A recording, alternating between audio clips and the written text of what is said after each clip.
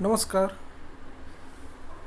BA भाग 2च्या राज्यशास्त्र या विषयामध्ये आपण घटक युनिट 1 मधला शेवटचा टॉपिक अभ्यासणार आहोत, ते म्हणजेच इंग्लंडचे मंत्रिमंडळ.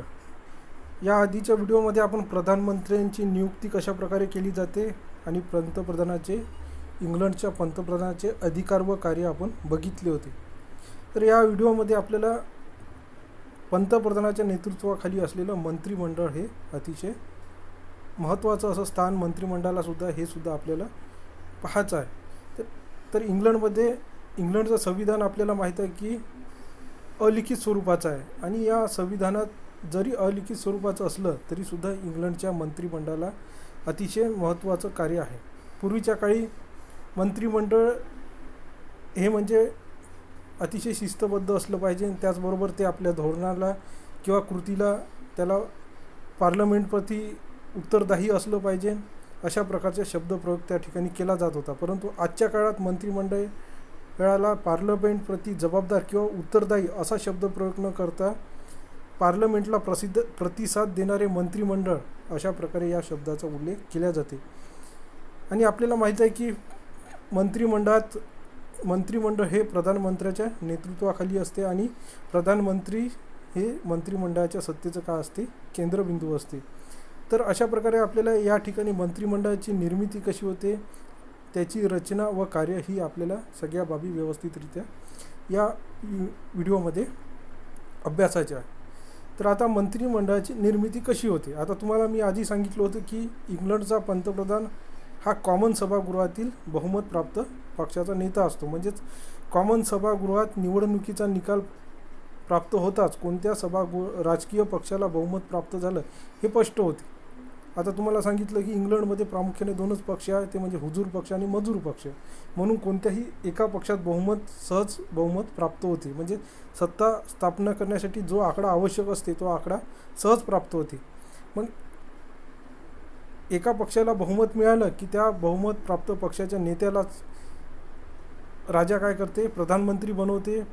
आणि प्रधानमंत्री एक वेळा निश्चित झाला की प्रधानमंत्री मग पंतप्रधान पदाची शपथ घेतल्यानंतर त्याचं महत्त्वाचं कार्य असते, ते म्हणजेच मंत्रिमंडळाची निवड करणं, आपल्या मंत्रिमंडळातील मंत्र्यांची निवड करणं, आपल्या सहकारी मंत्र्याची निवड करणं. आता इथे हा शब्द वापरला आहे की प्रत्यक्ष व्यवहारात पंतप्रधानांनी सादर केलेल्या यादीनुसारच मंत्र्याची नियुक्ती कोणाद्वारे केली जाते, राजाद्वारे केली जाते. म्हणजे सैद्धांतिक आणि वैधानिकदृष्ट्या राजा मंत्रिमंडळातील मंत्र्यांची नियुक्ती करतो, परंतु प्रत्यक्ष व्यवहारात ही निवड करताना प्रधानमंत्र्यांनी सादर केलेल्या यादीनुसारच मंत्र्यांची निवड कोणामार्फत केली जाते, राजाच्या मार्फत केली जाते.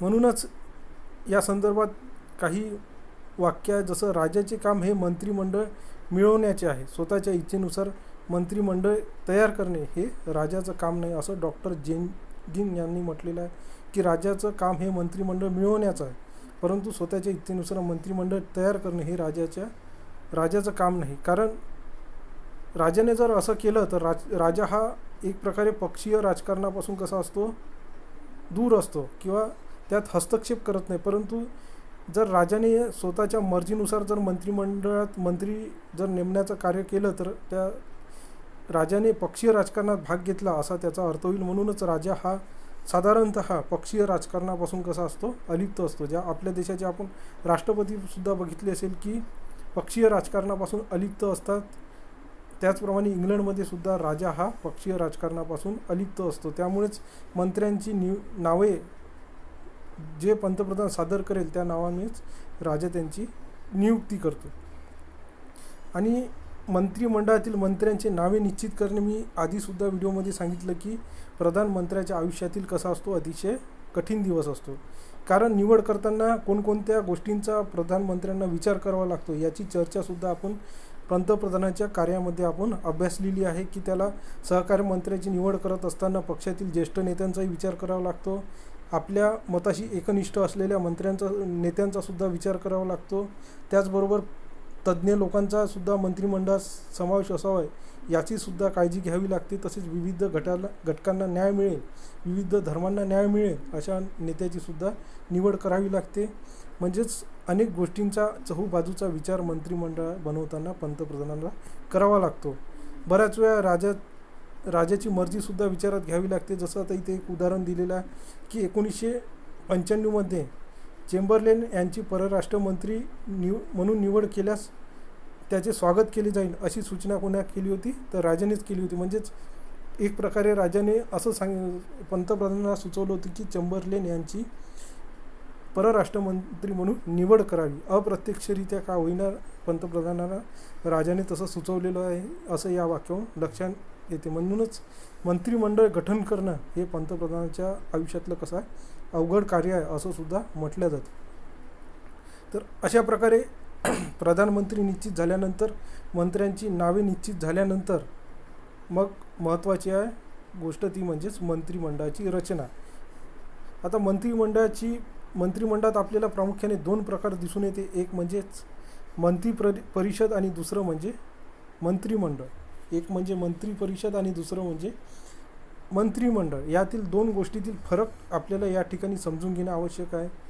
मंत्रिपरिषदमध्ये उपमंत्री, राज्यमंत्री आणि मंत्री या तिघांचाही समावेश असतो. मंत्रिपरिषदेमध्ये कोणाकोणाचा समावेश असतो? उपमंत्री, राज्यमंत्री आणि मंत्री या तिघांचाही समावेश असतो. आणि या तिन्ही गटांचा समावेश असल्यामुळेच मंत्रिपरिषदेची संख्या आपल्याला जवळपास 80 ते 90च्या दरम्यान असल्याची दिसून येते. म्हणजेच मंत्रिपरिषद हे मंत्रिमंडळापेक्षा व्यापक आहे किंवा मंत्रिपरिषदेची संख्या ही मंत्रिमंडळापेक्षा जास्त असते. कारण यात उपमंत्री, राज्यमंत्री आणि मंत्री या तिघांचाही समावेश असतो. पण मंत्रिमंडळ याच्यामध्ये केवळ कॅबिनेट दर्जाच्या मंत्र्याचाच, म्हणजे जे कॅबिनेट मंत्री तुम्हाला माहीत आहे की अतिशय महत्त्वाची खाती या मंत्र्यांकडे असते, म्हणूनच त्याला काय म्हटलं जाते कॅबिनेट मंत्री. आणि कॅबिनेट मंत्र्यांचा समावेश फक्त कशामध्ये होतो तर मंत्रिमंडळामध्ये होतो. कारण या कॅबिनेट मंत्र्याचा शासकीय धोरण ठरवणे आणि निर्णय घेण्यामध्ये महत्त्वाचा समावेश असते. म्हणूनच मंत्रिपरिषदेपेक्षा मंत्रिमंडळाला महत्त्वाचं स्थान आहे असं आपल्याला म्हणता येईल. त्याचबरोबर प्रधानमंत्र्याच्या अध्यक्षतेखाली ज्या बैठका होत असतात त्या बैठकातसुद्धा कॅबिनेट दर्जाचे मंत्रीच हे उपस्थित असतात. म्हणूनच आपल्या लक्षात येईल की मंत्रिपरिषदेपेक्षा मंत्रिमंडळातील मंत्री हे अतिशय महत्त्वाचे असतात. त्याचबरोबर इंग्लंडमध्ये नवीन एक प्रकारसुद्धा आहे की आपल्याला माहीत आहे की प्रधानमंत्र्याच्या विश्वासातले काही नेते असतात जे प्रधानमंत्र्याला वारंवार सूचना करत असतात. त्यांना वेळोवेळी सूचना देऊन वेळप्रसंगी, कठीण प्रसंगी मार्गदर्शनसुद्धा करत असतात आणि ते पंतप्रधानाशी सतत संपर्कात असतात. संपर्कात असतात आणि पंतप्रधानसुद्धा काही बाबीवर निर्णय घेत असताना या मंत्र्याशीच प्रामुख्याने चर्चा करत असतात. आणि असे मंत्रिमंडळातील साधारणतः 3 ते 4 मंत्री हे असतात की जे पंतप्रधानांचे त्यांच्याशी अतिशय जिव्हाळ्याचे संबंध असतात आणि ते पंतप्रधानाशी सतत संपर्कात असतात आणि त्यांना सल्ला देण्याचे कार्य करत असतात. यालाच काय म्हटलं जाते तिथे किचन कॅबिनेट किंवा अंतर्गत मंत्रिमंडळ या नावाने संबोधल्या जाते. किचन कॅबिनेट किंवा अंतर्गत मंत्रिमंडळ हे पंतप्रधानाच्या अतिशय विश्वासू मंत्र्यांचा समावेश असतो आणि पंतप्रधानाच्या निर्णयावर या गटाचा मोठ्या प्रमाणात प्रभाव असल्याचं सुद्धा आपल्याला दिसून येते. तर अशा प्रकारे आज आपण मंत्रिमंडळाची नियुक्ती कशा प्रकारे केली जाते, मंत्र्यांची निवड कोण करते हे सुद्धा बघितलं आणि त्यांच्यात रचना कशा प्रकारची असते, मंत्रिपरिषदेमध्ये कोणत्या मंत्र्याचा समावेश असतो आणि मंत्रिमंडळामध्ये कोणत्या मंत्र्यांचा समावेश असतो हे आपण या ठिकाणी बघितलेलं आहे. तसंच मंत्रिमंडळाचा आकार किती असावा हे सुद्धा ठरवण्याचं, म्हणजे किती खात्यात मंत्रिमंडळाचं विभाजन असावं हे सुद्धा ठरवण्याचा अधिकार कोणाला आहे? प्रधानमंत्र्याला आहे. प्रधानमंत्री कधीकधी एका खात्याचे 2 खात्यात रूपांतर करू शकते किंवा विभाजन करू शकते किंवा 2 खात्याचं एका खात्यात अंतर्गत त्यांना मर्जसुद्धा करू शकते. म्हणजे त्याचं एका खात्याचे 2 खाते करू शकते किंवा 2 खात्याचं एक स्वतंत्र खातंसुद्धा निर्माण करू शकते. म्हणूनच मंत्रिमंडळाचा आधार हा सुद्धा कोणाच्या मताने ठरतो तर प्रधानमंत्र्याच्या मताने ठरत असतो. तर अशा प्रकारे या व्हिडिओमध्ये आपण मंत्रिमंडळाची रचना आणि मंत्रिमंडळाची निर्मिती कशा प्रकारे होते ह्या 2 बाबी या व्हिडिओमध्ये आपण अभ्यासल्या. पुढील व्हिडिओमध्ये आपल्याला मंत्रिमंडळाचे कार्य कोणते आहे हे सुद्धा अभ्यासाचा आहे. कारण या आधीच्या व्हिडिओजमध्ये सुद्धा आपण अभ्यासलं की राज्यपदामध्ये मंत्रिमंडळाचा सुद्धा समावेश होते आणि आपण हे सुद्धा अभ्यासलं की राज्याद्वारे ज्या सगळ्या गोष्टी केल्या जातात, या सगळ्या गोष्टीला प्रधानमंत्री आणि मंत्रिमंडळाची संमती आणि शिफारशीनुसारच राजा या सगळ्या गोष्टी करत असतो. आणि यामुळे साहजिकच मंत्रिमंडळाला सुद्धा अतिशय महत्त्वाचं स्थान आहे. म्हणूनच मंत्रिमंडळाची कार्य कोणती आहे, मंत्रिमंडळाची भूमिका कशा प्रकारची आहे, हे आपल्याला पुढील व्हिडिओमध्ये या सगळ्या गोष्टी अभ्यासाच्या. तत्पूर्वी आज आपण मंत्रिमंडळाची निर्मिती आणि रचना अभ्यासली. धन्यवाद.